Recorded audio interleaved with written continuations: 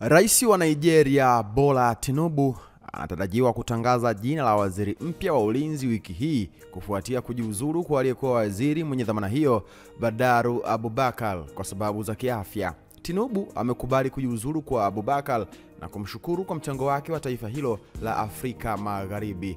Abubakar mwenye umri wa miaka 63 kwa sasa aliwahi kuwa gavana wa jimbo la Jigawa kwa vipindi viwili kabla ya kuteuliwa waziri wa ulinzi mnamo Agosti 2023. Barua yake ya kujiuzulu iliwasilishwa Disemba 1 mwaka 2025 na tangazo rasmi lilitolewa na mshauri maalum wa rais Bayo Onanuga. Kujiuzulu kwake kumekuja wakati nchi inapambana na changamoto kubwa za kiusalama ikiwemo ongezeko la matukio ya utekaji wa raia.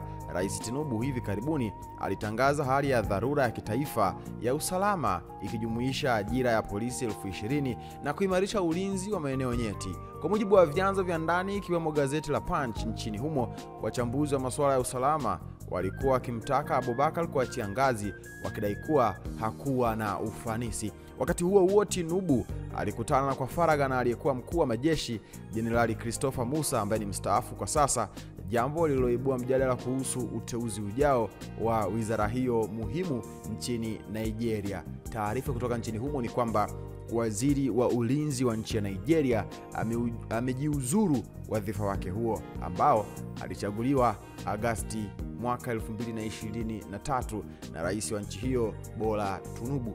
Maoni yako ni yapi? Nione kwenye comment maoni yako, itakuwa vyema na swadakta sana. Hii ni VOT Media. Wakati wote sisi tumechangamka. Hamasa ni kuendelea kusubscribe katika YouTube channel ya kwetu. Subscribe, like, comment, share kwa ndugu jamaa na marafiki ili siku zote wasiweze kupitwa na taarifa zote muhimu ambazo zinakuwa zinatoka kwetu.